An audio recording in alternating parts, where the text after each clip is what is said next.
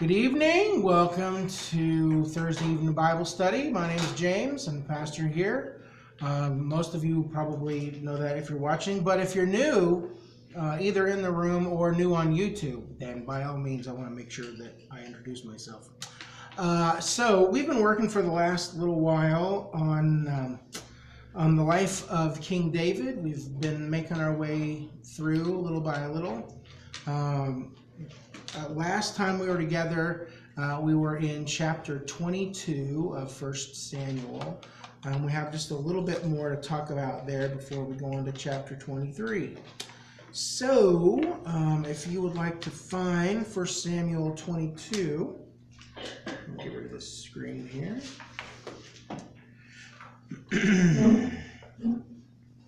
And you can either turn or scroll. We're going to start, let's see. We'll get a running start in case anybody forgot. Okay, we're going to start reading in verse 14. So the short version, the short summary is, so far in this chapter, that David is on the lam. He is a fugitive from King Saul. He has been accused of being treasonous, traitorous, murderous. He's going to try to overtake King Saul's kingdom, none of which is true.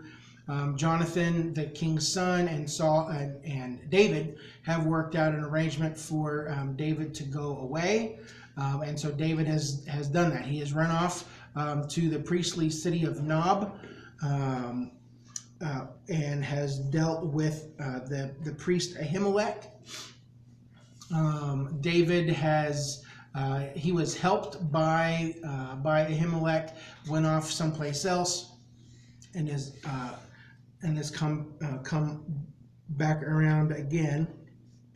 And so Ahimelech has been ratted out by a guy from King Saul's court, Doeg the Edomite.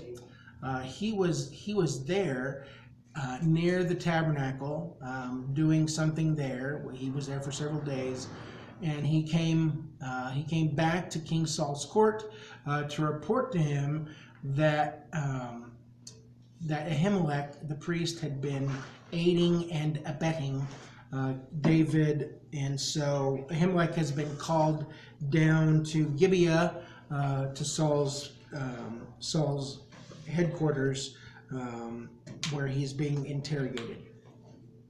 Verse 14 of chapter 22, Ahimelech answered the king, "Who of all your servants is as loyal as David, the king's son-in-law, captain of your bodyguard, and highly respected in your household? Was that the first time I inquired of God for him? Of course not. Let not the king accuse your servant or any of his father's family, for your servant knows nothing at all about this whole affair." But the king said, "You will surely die, Ahimelech, you and your whole family." Then the king ordered the guards at his side, "Turn and kill the priests of the Lord, because they too have sided with David." They knew he was fleeing, but they did not tell me. But the king's officials were unwilling to raise a hand to strike the priests of the Lord. It's because they have an ounce of common sense. The king then ordered Doeg, who is a foreigner. He is not an Israelite. He ordered Doeg, "You turn and strike down the priest." So Doeg, the Edomite, turned and struck him down. That day he killed 85 men who wore the linen ephod. He also put to the sword Nob, the town of the priests, with its men and women, its children and infants, and its cattle, donkeys, and sheep. But one son of Ahimelech, son of Ahitub, named Abiathar, escaped and fled to join David. He told David that Saul had killed the priests of the Lord. Then David said to Abiathar, "That day when Doeg the Edomite was there, I knew he would be sure to tell Saul. I am responsible for the death of your whole family. Stay with me. Don't be afraid. The man who wants to kill you is trying to kill me too. You'll be safe with me." All right. So Ahimelech, assuming the high priest, has been executed along with scores of other priests who would have all been related to him, since they're all from the priestly family. The only one who escaped out of the entire family, out of the entire village of Nob, is Abiathar. And so when he gets word of what has happened at home, he takes off to find David, to report Saul's crazy execution of an entire clan of priests.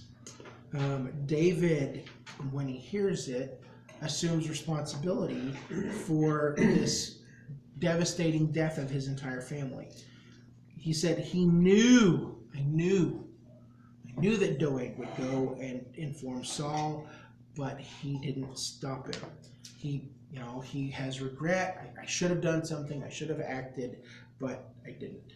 And so now, like David, Abiathar, the remaining surviving priest, is also a marked man.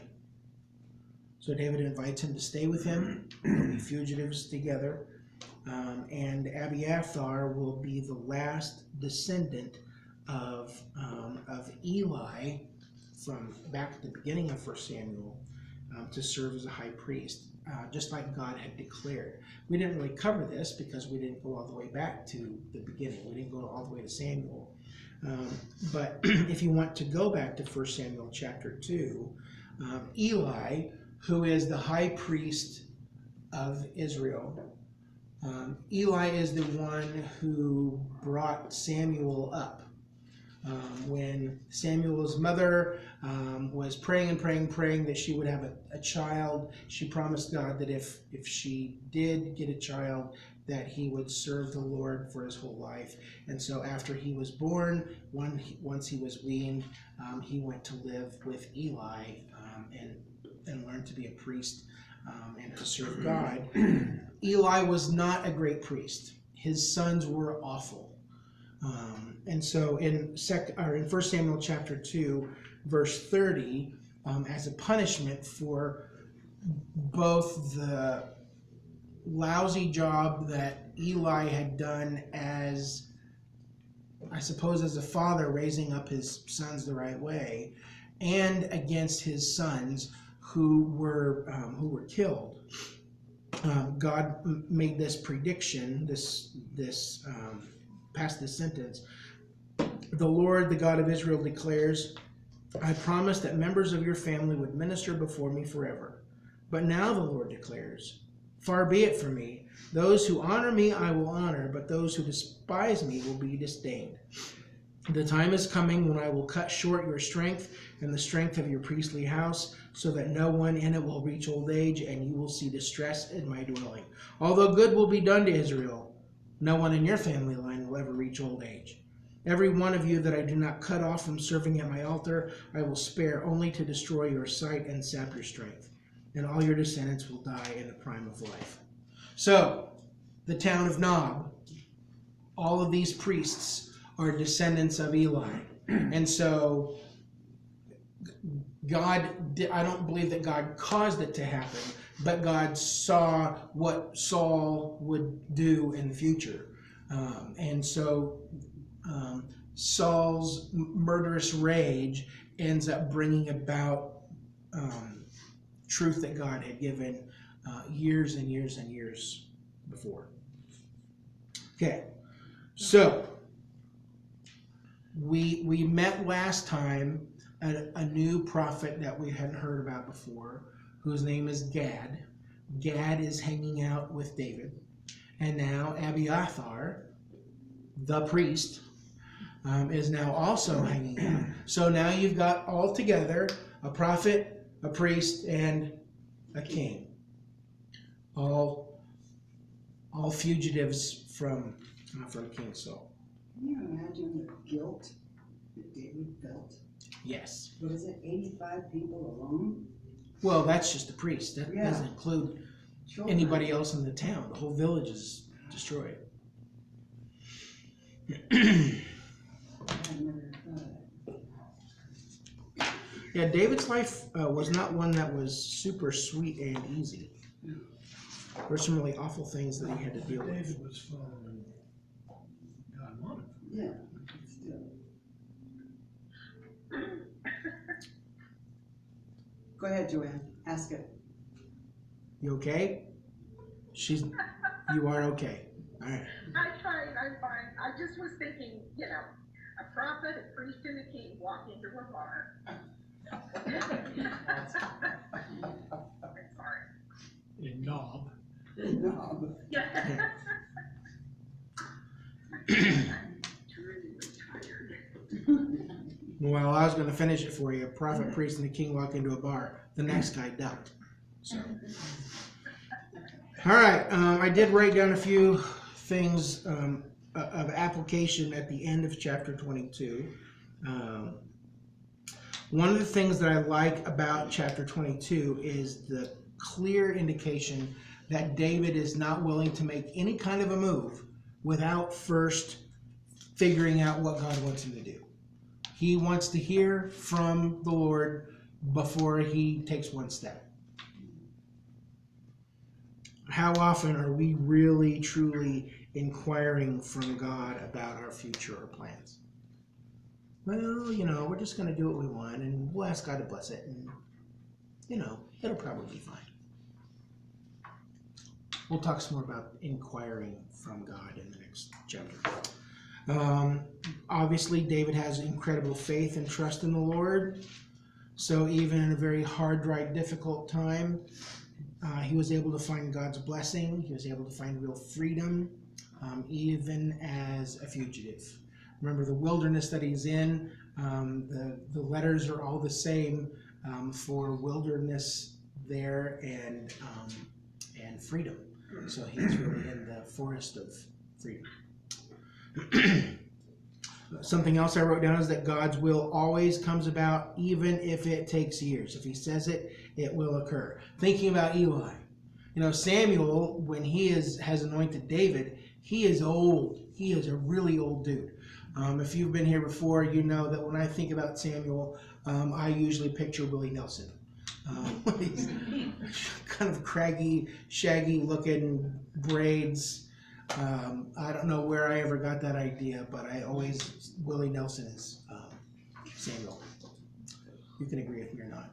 Anyway, at this point in his life, he's really old. He started out with Eli as a very young, a 2-year-old kid. So this promise that God made about Eli's family being removed from the priesthood, it's taken 60 years, 70 years for that to come true. But just like God said, it happened. The last thing that I wrote down was that we probably should learn something about regrets and actions not taken when gut feeling isn't paid attention to. Thinking about David. I knew I should have done something. I knew I should have stopped that delay, but I didn't do it. As we went through chapter 22, or as we did a quick review or looked at those verses, anything jump out at you that you're especially glad you heard? Any kind of application or big question?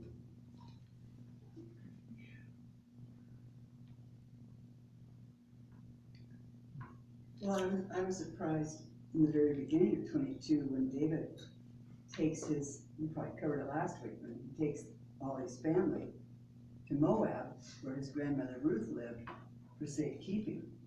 I had not thought about that. We did talk about that. You probably had some Moabite cousins that were nearby. Because we don't really know where they were in Moab. It could have been, it was right there. Where did that slaying take place? What? The killing of all of the priests, No. the ones who had come down to Gibeah, they all died in Gibeah right in front of King Saul. But Doeg and his henchmen, his deputies, went up the road to Nob, where they destroyed the city. It doesn't really say anything about the tabernacle. I'm assuming that it was either left there or that they brought it back to the king. I'm not really sure. Any other big thoughts or questions about end of chapter 22? Ready for chapter 23 then? Only that it was a really short chapter, but a ton of things happened in that. Yeah. A lot happened in that. Yeah, there's a lot that's going on in all of these chapters, a lot more than we probably would notice, especially when you pull in the other things that we know that are going on in David's life. Like the thing that I've been trying to do as we go through this study is to sort of link up other things, especially like the book of Psalms. You know, David wrote about half of the Psalms of the 150. And many of them have a little note at the top that can give some instructions like, play it according to this tune, or it happened, this one is from this guy, this one is from these brothers, this one was by King David, this was from King David when this happened, where he was, blah, blah, blah.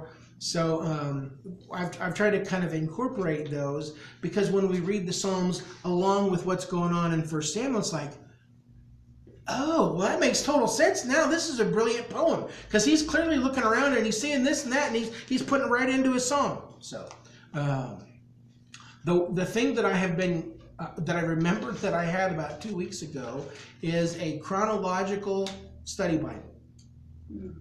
I don't know if you've ever seen one, but it doesn't do what most Bibles typically do, where you have this chunk of history and then you start over again with this chunk of history again from a different perspective, and then everything's kind of mixed around. This one goes right from the beginning all the way through to the end, and it weaves together Psalms and Proverbs along with history and that kind of stuff. So if you ever have a chance to take a look at one, I'll remember to bring mine next week. But it's been really helpful to try to pull things together. Reading chronologically. Oh, good. I have done that from that Bible. So,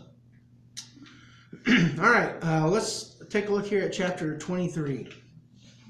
We're just going to do the first 6 verses here at the beginning, maybe. When David was told, "Look, the Philistines are fighting against Keilah and are looting the threshing floors," he inquired of the Lord, saying, "Shall I go and attack these Philistines?" The Lord answered him, "Go, attack the Philistines and save Keilah." But David's men said to him, "Here in Judah we're afraid. How much more then if we go to Keilah against the Philistine forces?" So once more David inquired of the Lord, and the Lord answered him, "Go down to Keilah, for I'm going to give the Philistines into your hand." So David and his men went to Keilah, fought the Philistines, and carried off their livestock. He inflicted heavy losses on the Philistines and saved the people of Keilah. Now, Abiathar, son of Ahimelech, had brought the ephod down with him when he fled to David at Keilah. All right, so in the NIV, this passage is titled "David Saves Keilah." If you have your handy dandy map, which were there any of those laying around? Did they all get taken last time? No, I passed a couple out that I found Monday night. Okay, so on your map, right there in the middle is the word Judah. You go 2 dots down, that's Keilah. So over here is Gibeah, where Saul is. Here is Nob, the town of the priests. Down here is Keilah. So it's kind of between the Philistines and the Israelites. So it would be sort of like right there in the hot zone. Okay, the Philistines have come to Keilah not to Keilah, to the village of Keilah. So the question for David is, well, the Philistines are here. Should I go after them? Yes, yes, you should. Okay, so it's just a few miles south of Adullam, not very far away from really much of anything there. What is it that the Philistines are doing as they invade? What's the one thing that they're guilty of? Plundering the threshing. Plundering the threshing floor. What's a threshing floor? where they glean Separate the grain. the grain out of the chaff. Okay? Threshing floors were a common thing. It was either really hard-packed earth or a bunch of flat stones. It would usually be sort of up on a high place, because what you want to do is you're going to take all of your grain, you're going to take it all up there to the threshing floor, and you're going to throw it out in piles. And then you're going to drive your oxen with some kind of a sled thing over the top of it that's going to roll the grain out of the husks and away from the stalks. And so you will send your teenage children, I would anyway, with the pitchforks to go collect up all the straw, get it out of the way, and then I think usually the women would come in and they would use these shovels to throw the grain up in the air on a windy day. Well, Ruth did anyway. The wind would come along and blow the chaff away, and the grain would fall back to the ground. So then you could gather it all up in sacks and then mill it or whatever you're going to do with it.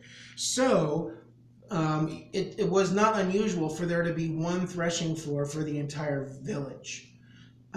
So what it seems like is happening here is that it's been harvest time. Everybody who is a part of the village of Keilah has brought all of their grain up to the threshing floor, and here come the stinking Philistines. They're going to steal it all. They're stealing all the grain. So they're not going to feed animals. They're not going to feed themselves. They're not going to make bread. These people are going to starve to death because the Philistines have come and pilfered all of their harvest. That's good. Okay, so even though David is running away from Saul, the plight of his nation, the suffering of his people is a much bigger concern for him. David gets some direction from the Lord about this Philistine invasion, which is go save Keilah. But even if David is convinced that God is directing him to go fight the Philistines, his men are not as convinced. Whoa, wait a minute. We're already fugitives. We're already afraid for our lives all the time here. We never rest. This is crazy. Why would we want to go fight a battle when there's somebody who wants to kill us behind us? You want us, this small band, to go and wage war against our biggest enemy, the Philistines. And David goes back to the Lord, probably through the prophet Gad. Probably. He goes back to God and says, again, the Sayers translation, the men aren't sure. I just need you to let me know one more time. Is this really the plan? Yes. Go attack and save Keilah. I'm going to give you victory. I'll put them right into your hands. So, now that God has said for the second time, look, you're going to win, David convinces his men to go along with him. They go to Keilah. They have incredible success. They inflict really heavy losses. The language there indicates that it is an intense slaughter. This isn't just a little bit of a beating. This is a total rout of the enemy. And they carry off supplies. They carry off all this livestock, which may have been there to carry off the spoils of war back to the Philistine homeland. Or it may be that these were their supplies that they were going to be eating later on. Regardless, nothing's going anywhere. It's all been captured by David and his men. One of the things that we see a lot here in chapter 23 is how connected David is to finding out from God what his will is. He frequently is seeking God's direction, his counsel, and so anytime that he faces some kind of trial, he doesn't get his brilliant minds together. What do you boys think we ought to do today? He skips that step. He goes right to God, either through the prophet or through the priest or in some other way. He wants to know what God's will is. He's God's anointed. He's a man after God's own heart.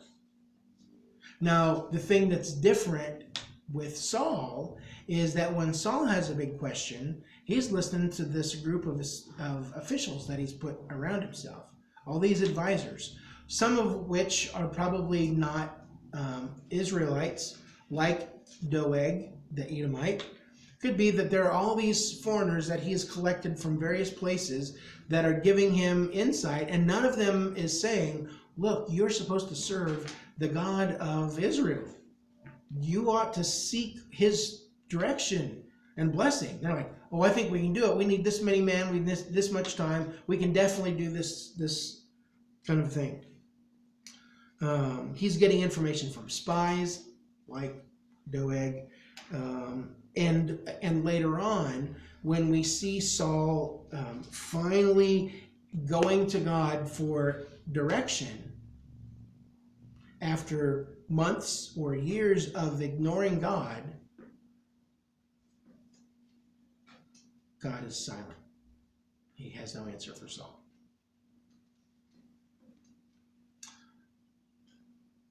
It feels like a parent move.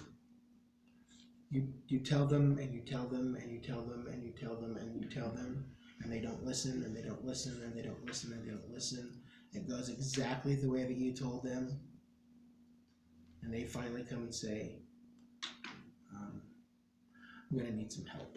Can you help me out? It's like,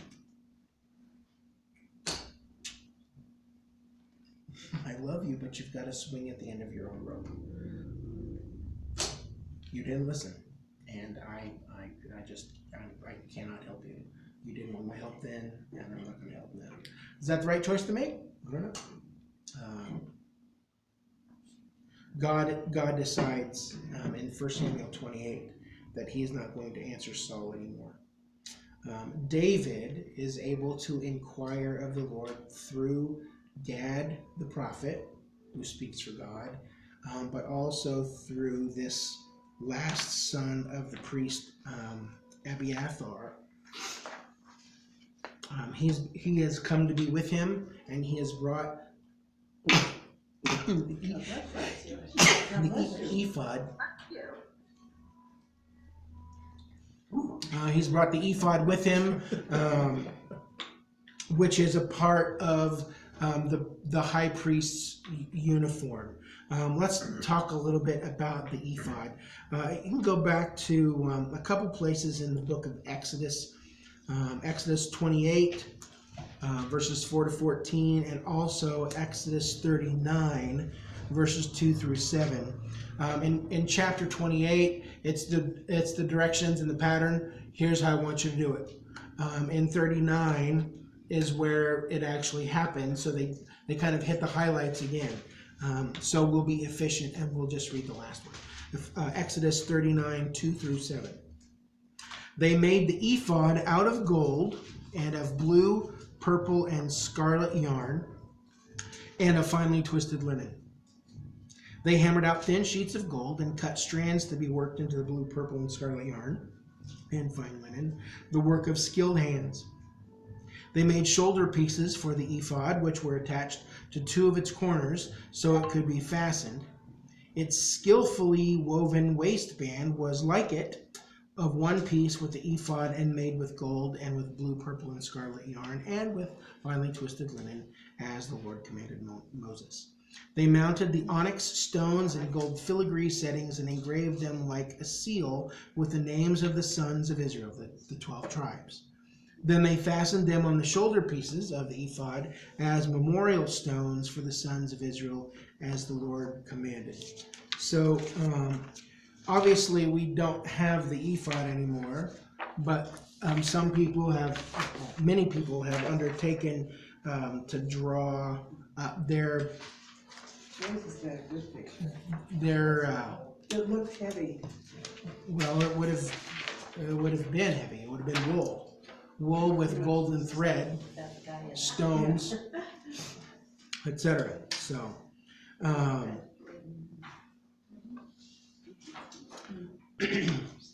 Having been in this outfit 20 some years ago, I will tell you that all of it is really heavy, because there's a white layer and then there's a blue layer, which is like a long vest, And then there's this ephod, which is kind of like an apron, like a full torso apron that goes over your back as well.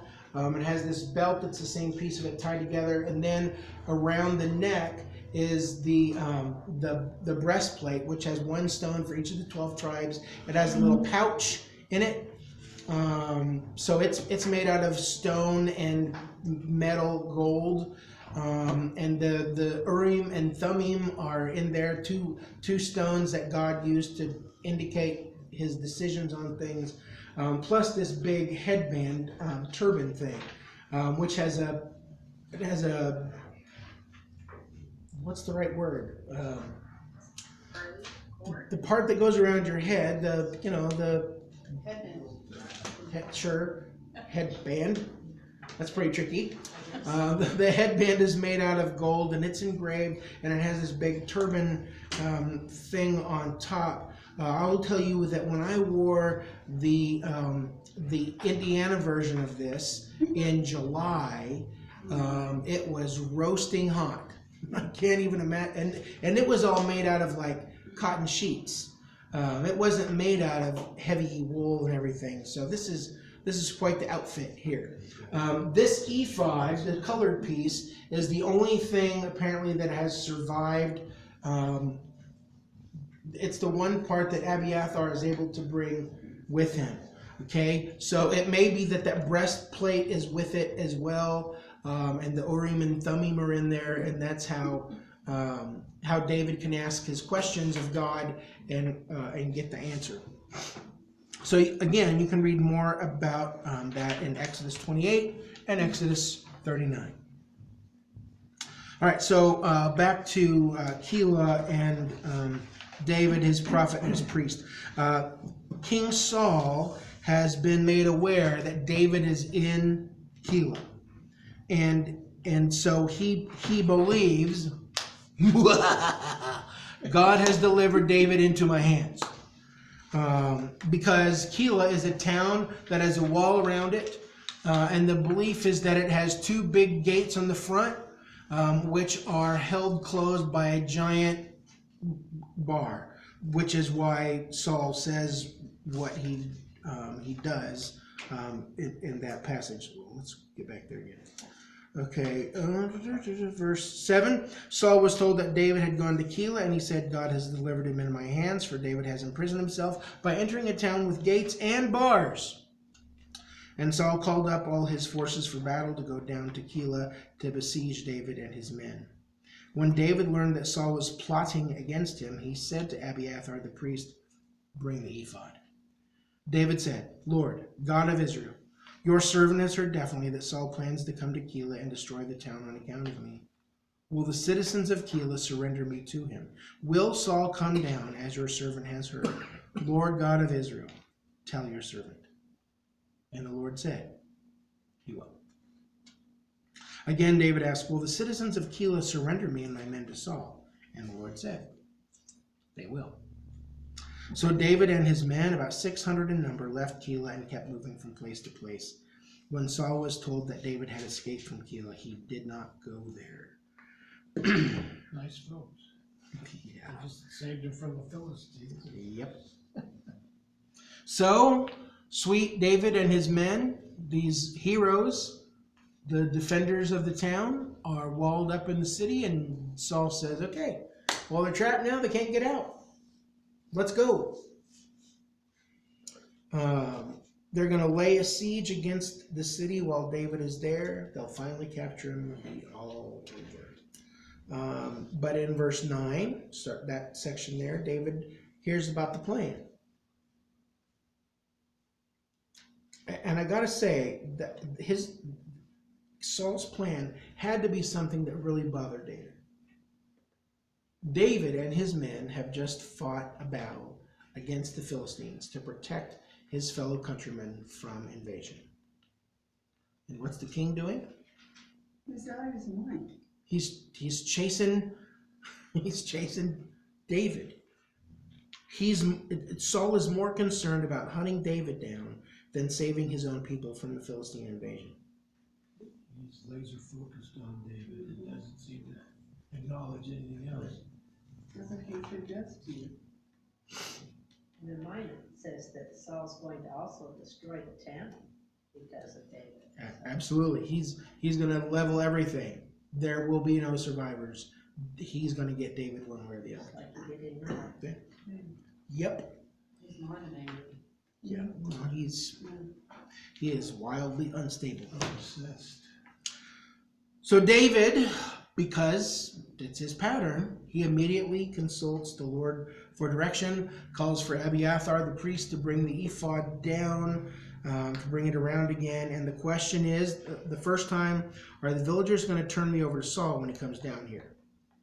And what's the answer? Yes. Yep. And so David asks again, are they going to turn me and my men over to Saul? And again, God's answer is yep. We'll talk a little bit more later about David and his inquiring of the Lord. But we'll just kind of suffice it to say here that I believe that because God can see hearts and minds, that he knows exactly what's going on with the people of Keilah. Are you a Keilite? I think. If you live in Keilah. God can see that these men and women are going to do whatever is necessary to keep their families and their homes and their town from being destroyed. Especially a fight where they got no dog in the fight. I mean, this is not their battle. They're just where it happens to take place. Between David and Saul. Yeah, David isn't from Keilah. He's probably from the same tribe. I believe those are all from the tribe of Judah. But and Saul is not. He's not from there. So they have these two people who are fighting against each other. They're going to end up in the same place. So rather than see our town destroyed, we're going to turn David over. I mean, it's not very noble, but you can understand the decision. That's one probably many of us would make. I can save my family, or I can save this turkey. He's a nice guy and all, but... I'm saving my family.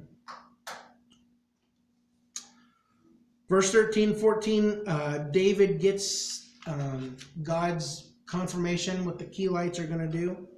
So David and all of his men, which the number now is around 600 or so, they take off from Keilah, and they begin to hide in various places in uninhabited areas, which it calls wilderness or desert.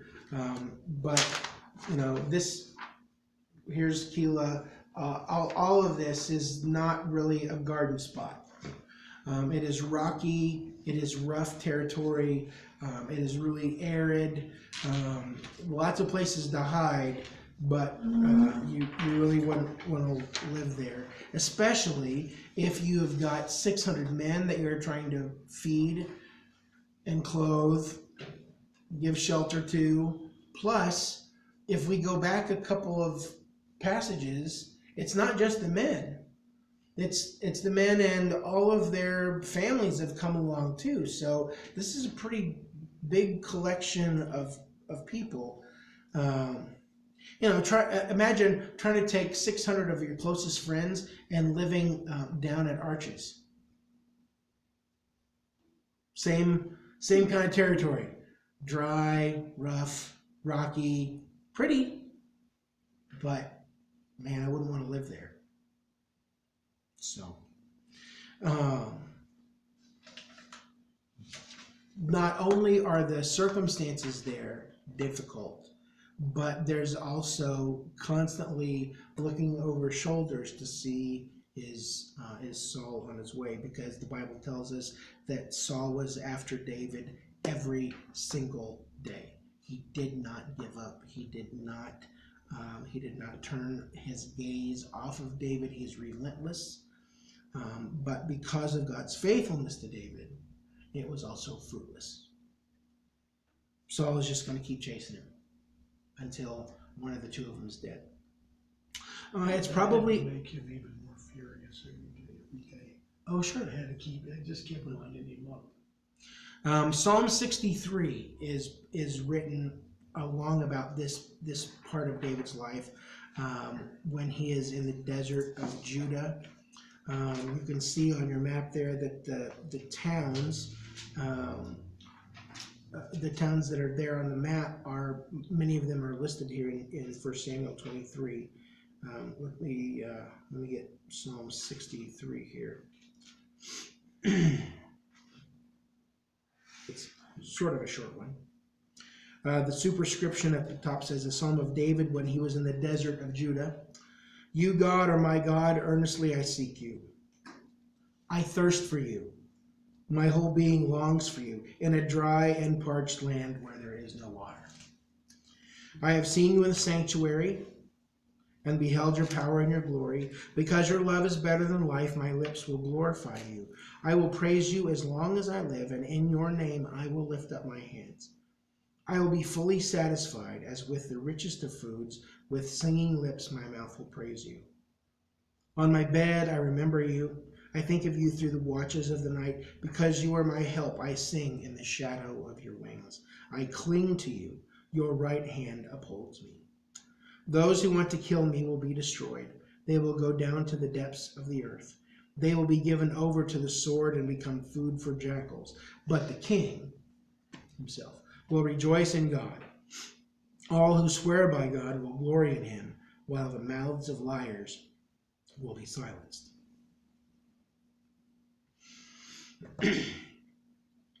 It's, again, David, the musician, the artist, is, sitting on the rock, looking at all of this really rough country where there are not bubbling brooks and waterfalls.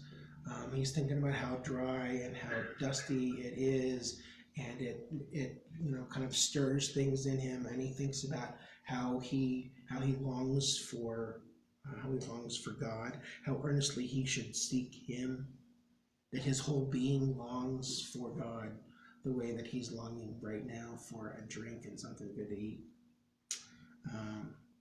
I kind of like that one passage from verse 7, "Because you are my help, I sing in the shadow of your wings." It's kind of poetic, artistic. Anything else about Psalm 63 kind of jump out at you?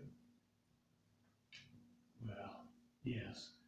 In the movie Patton, he says that he recites the 63rd Psalm after one of his butt chewings by Eisenhower. Good.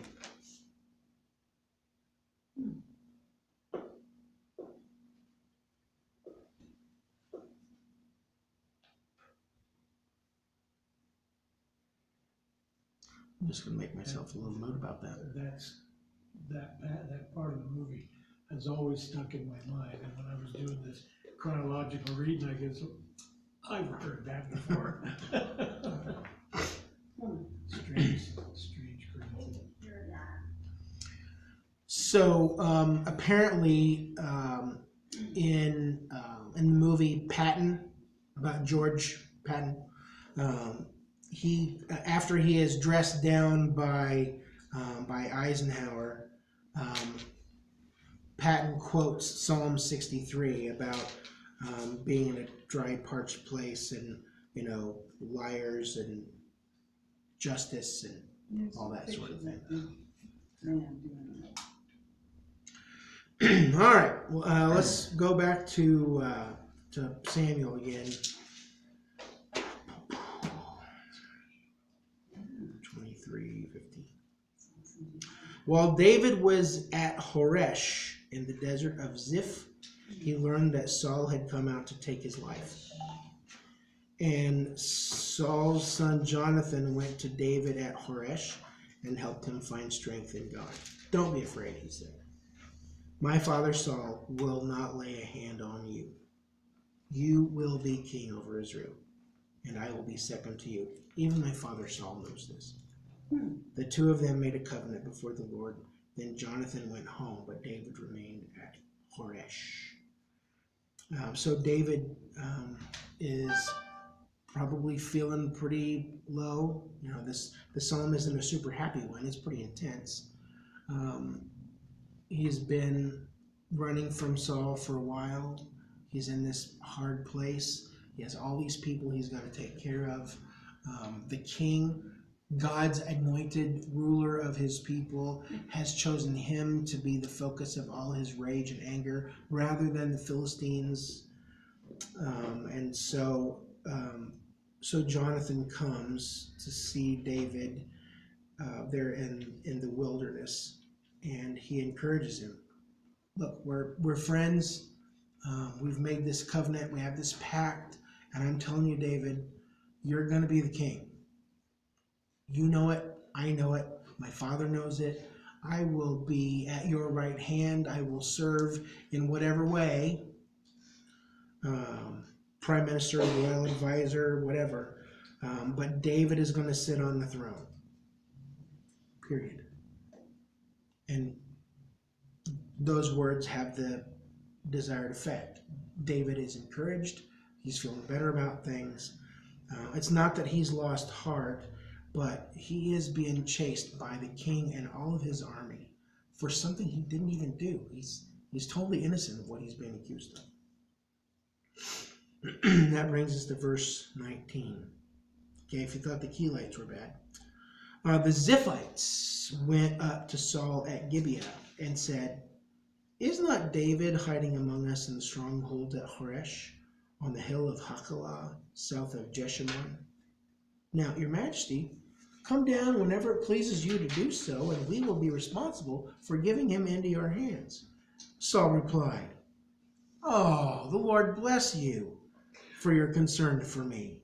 Go and get more information. Find out where David usually goes and who has seen him there. They tell me he is very crafty. Find out about all the hiding places he uses and come back to me with definite information. Then I will go with you. If he's in the area, I will track him down among all the clans of Judah." So they set out and went to Ziph ahead of Saul. Now David and his men were in the desert of Maon in the Arabah south of Jeshimon. Okay, so Saul's still hot on his trail, wants to know where he is all the time. The people of Ziph, he's in the wilderness of Ziph. The people of Ziph, some of them go all the way to the capital to see Saul to report, "Hey, we know you're looking for David. We just thought you'd like to know. We know where he is." See, they're not nice. At least the people in Keilah, they were trying to save their families. These people are going out of their way to come from here, clear up here, to tattle on David. That's all a pretty long haul. Yeah. So they were looking for more than just... I'm sure they're looking for a little bit of favor. It could be that they know that Saul is going to do whatever he can to get David. Maybe they're concerned about themselves, their home. But there's not really an indication that that's going on. They just run to the king and say, "We've seen David. He is down in our neighborhood. We would love to turn him over to you. We'll be responsible. We'll hand him over." So this space between Ziph and the Dead Sea, again, this wilderness is pretty rocky. There's lots of caves, and so they're going to very happily turn this fugitive over. And I guess probably the kicker in it is they're all from the same tribe. They're all from Judah. We're going to turn our cousin over. We don't really like him anyway. And then Saul, he's just like the consummate politician. "Oh, well, the Lord bless you for your concern for me." Just slippery, smooth. Go find out where he is, find his hiding places, bring me the information, and then I'll go with you and track him down. What gets up your nose about that? This is just as two-faced as they are.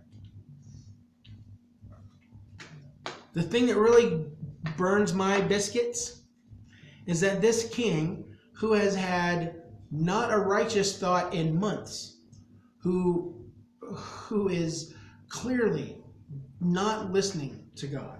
He is not listening to the Holy Spirit.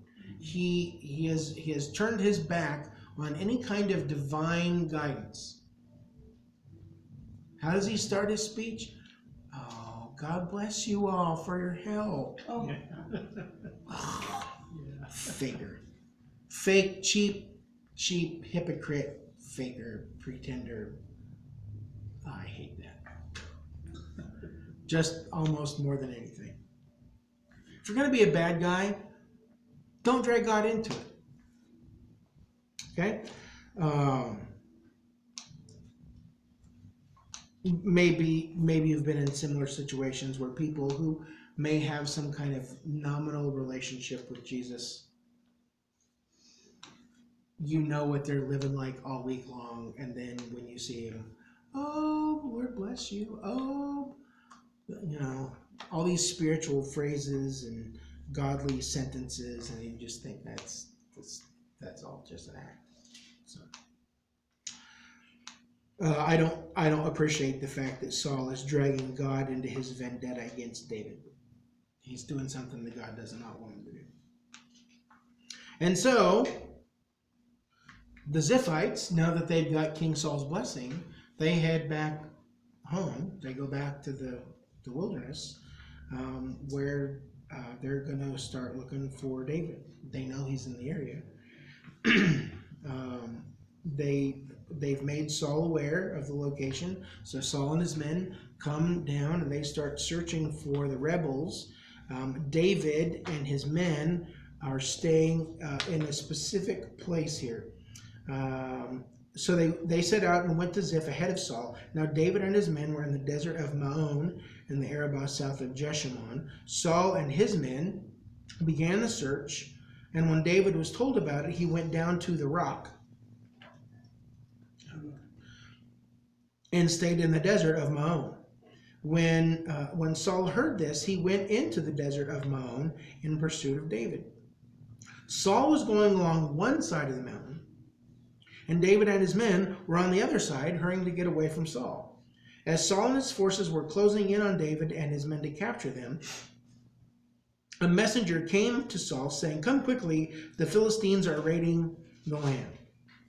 Then Saul broke off his pursuit of David and went to meet the Philistines. That is why they call this place Selah Hamalekhoth. And David went up from there and lived in the strongholds of En-Gedi. Okay, so I don't know what the rock is. I'm assuming it's a big mountain. One of the commentaries said that in this area that there is a very large sort of cone-shaped rock that has the ruins of what was probably a watchtower up on the top. And so David and his men have been camping out on the end of this mountain, the rock. And as Saul gets close, David and his men scoot around the other side. Saul's on this side, David's on this side. It's like when you used to, try to catch your brother in the middle of the kitchen, around the table or the island. You're always on opposite from each other. David is able to make some progress, but the army is moving way faster than David can with all of his people. And so just as Saul's army is getting ready to reach out and grab David, essentially, what happens? Oh, king, got a problem at home. The Philistines are invading. So they have to break off and go home to defend the country from the enemy, which is what he should have been doing all along. I imagine there was probably some unkind language and gnashing of teeth from the king when he got that news. And so David heads for En-Gedi, right here on the coast. It overlooks the Dead Sea. There is sort of this is kind of an oasis in this area. It's a place where, it'll be a lot better than where they've been. Again, in the book of Psalms, Psalm 54 is written by David on this occasion when he's betrayed by the people of Ziph. But as it is nearly 20 after, we're gonna stick a fork in it right here for next time. Psalms 54. Yeah, we'll read Psalm 54 and finish up with some discussion of 23 and probably move on to 24. I don't know what the future of our study is going to be exactly. I like doing this study. I like getting sort of deep in the weeds on this stuff, figuring out how it all works together.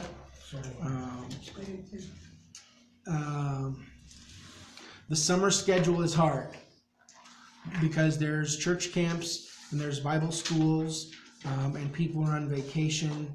I'm willing to go at least one more week into June before VBS. We'll have to kind of see how things go.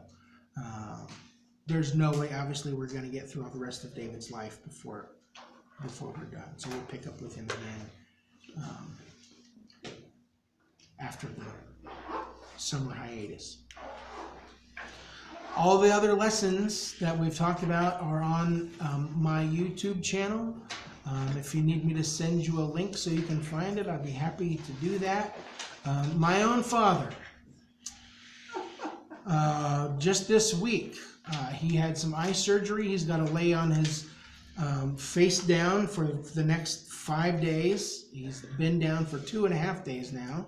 I was suggesting that he could watch my Bible studies and stuff on YouTube. He's like, "You got a YouTube channel? How long you had that?" Like, Dad, been doing that since March of 2020, the beginning of COVID. Oh, I had no idea, James. Oh, Dad, he reads the newsletter. He gets all this stuff. Anyway, James Sayers, Roy Christian Church. Search for it on YouTube. You'll find sermons for the last 2 years, all of the Bible studies we've done for the last couple of years. You can make comments there. You can subscribe if you'd like. You can ask questions. Those things do come through to me. So you can definitely find the playlist for the King David Bible study. And if you've missed any, you can go back and catch all of them. Do you have to have Roku to get YouTube? No. You can get YouTube on your phone or on your tablet, Need internet. on your computer. Oh, we're trying to help Molly today. If she has something that she can, look for recipes online or get email, she can get YouTube. Just go to YouTube, go to the search bar, up there. You can connect it to if you have a smart TV. Okay, well, that's going to bring this to a close. I'm going to turn this off. We're going to pray without you. See you soon. Bye.